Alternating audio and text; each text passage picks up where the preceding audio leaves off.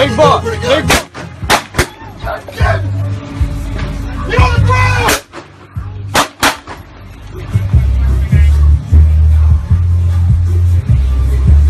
Careful, man. 16, 19, shots fired, shots fired. Fuck!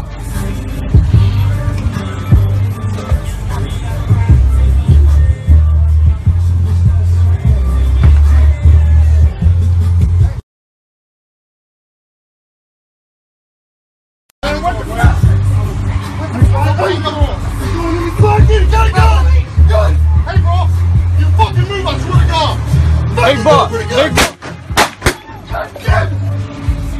Get on the ground!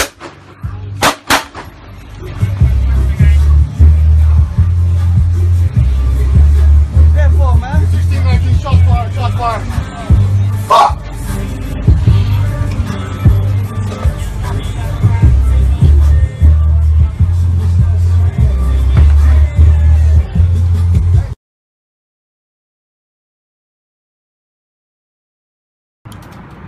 And there goes my yes. So when the cops pulled up, you were inside? And when they came... At the time I walked out, they were trying to get him on top of the car. And so when you walked out, their knee were there... When did they tase him? They tased him after... First they slammed him on top of it was a silver car out here. Kind of. And that was parked right here, yes, or right like here. in this space? It was like right here. They kind of tried to slam him on there, and kind of resisted him. They backed off of him and tasered him. Okay, so after they tasered him, what happened? The other cop ran and kind of tackled him onto another car that was on there. From there, they went to the ground. So when they get on the ground, they're on the ground here? Yes, and he's on his back. He's on his back? Yes. And where are his hands? One was in the cop's, the left hand was inside, in the cop's hand was, pinned on his chest? Pinned on his chest. The other one, the officer and Alton was kind of, trying to, they had his hand, but he didn't have it to where like it was pinned down, all the way. He was still able to move from side to side. But did you ever see him reach for his gun? I did not see him reach for his gun. And so you saw... After they shot him and got off, his hand was on the side of him. There was no gun in his hand, or his hand inside his. Was the gun visible when they shot it? Not at all. And so when did the gun become visible? After the cop went inside his pocket to pull it out. So the cop went in his pocket, pulled out the gun. And went into his car and threw it on top of the seat. Inside his And then they put you... After that, yes, when the backup came, they put me in the cop car. So, in your opinion, did they have to shoot him? From what I saw, they didn't have to shoot him. I mean, they got a call saying that he had a gun. I mean, they could have handled it differently. So he was really just trying to find out why they were arresting him. Trying to arrest him, yes. They never clarified? From when I came out, they're really just, getting physical with each other. They're trying to put him on the card. Yeah, if they knew that he had a gun and that's what their call was about, they could have handled it differently.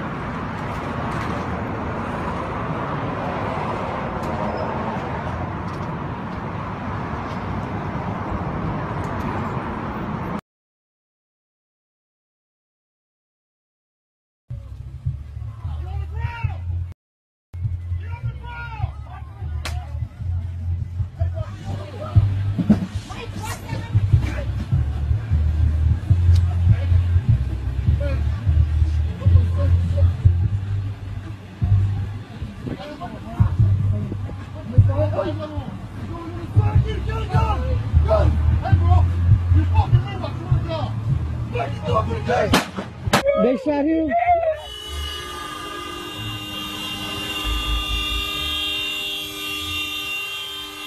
He was a nice guy. He wasn't out here doing anything bad. He was always just selling movies, minding his own business. It could have been handled much differently. On both sides, it could have been handled differently. Don't shoot! Hands up! Don't shoot! What I said to the chief is he has to have transparency in this matter, because as you can see, this is getting out of hand and people are clearly upset, and they want transparency.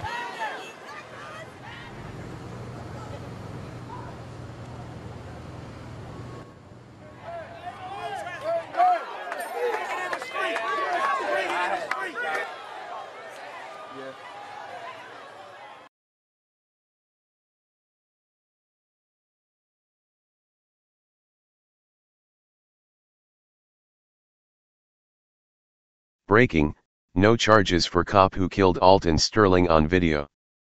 Louisiana police officers who killed Alton Sterling as he sold CDs outside a service station in Baton Rouge, video of which sent the nation into a tailspin in renewed contention over police killings of unarmed black men, will not be charged, the Department of Justice now reports. 4 people familiar with the case reported to various mainstream outlets the DOJ plans to reveal within the next 24 hours an investigation into the fact-ious killing has been closed for good. The Washington Post reports Sterling's family has yet to be informed by officials from the Justice Department that officers Blaine Solomani and Howie Lake will not be charged, and it remains unclear when or how that announcement will go public. We have not heard nor received an update and are unaware of any charges that may or may not be filed, spokesperson for the attorneys hired by Sterling's family, Ryan Jellison, told the Post.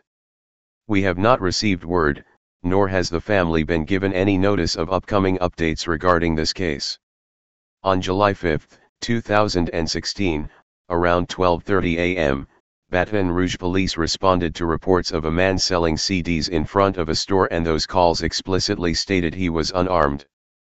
Incidentally, the store owner had known Sterling for years and his selling of CDs was typical. Shortly after arriving on scene, police began struggling with the 37-year-old, during which the 2 cops' body cameras fell from their holsters, rendering their footage virtually useless, making witness cell phone video central to the case. Witness video, albeit brief, clearly evinced officers tackling Sterling to the ground, wrestling, and then shooting him to death. "He has a gun," one of the officers screams. "UFG move, I swear to God," commands another officer, immediately before firing 2 rounds into Sterling at point-blank range. After officers fire 2 more rounds, the person filming pans away, frightened, before audio captures no less than 3 additional shots. Video seems to show Sterling had his arms pinned behind his back by the cops right before officers began shooting, though footage isn't indisputable. Onlookers familiar with the area said at the time security cameras for the store would have captured the entire incident. Should reports prove true, the Justice Department would be, in the eyes of many, ignoring that the officers had Sterling under control and ready to be taken into custody just before shots began ringing out. Like far too many similar deaths of African American and minority men during encounters with police, dubious circumstances and unanswered questions in conjunction with video evidence of brazen error on the part of law enforcement seem not to give the DOJ pause in deliberating accountability. Indeed, when the news and video of Sterling's untimely killing began spreading like wildfire across social media, demonstrations broke out spontaneously around the nation. With the groundswell of fury over yet another black man killed by law enforcement, the Department of Justice's Civil Rights Division initiated an investigation with the FBI and U.S. Attorney's Office in Baton Rouge into Sterling's death. The New York Times reports. The decision was the first high-profile case in which the department under Attorney General Jeff Sessions decided not to bring charges against law enforcement. Earlier on Tuesday, an officer in South Carolina, Michael T. Slager, charged in the fatal shooting of a black man, Walter L. Scott, pleaded guilty to a single count of using excessive force to deprive Mr. Scott of his civil rights under a plea deal in which federal and state officials will not pursue other charges against him. A decision not to charge the officers for wrongdoing for killing Alton Sterling and the equally explosive choice not to charge Slager for Scott's death appear to send a chilled message. This Justice Department will not depart from the previous administration's notorious penchant for siding with law enforcement in controversial killings. Although sources confirmed to the Post, Times, and USA Today there will be no charges brought, the fact the family of Alton Sterling had not been informed about the impending decision prior to major network reports evinces the diminishment of the value of life which has become callously characteristic of the state. Update: in a matter of hours following the first revelations the DOJ would not be pressing charges, CNN tweeted a clarification, stating, DOJ denies it has communicated a decision in Alton Sterling case despite media reports saying it won't seek charges. Media outlets never claimed their information from sources was official, but the Justice Department's timely clarification adds at least a degree of doubt that decision is final.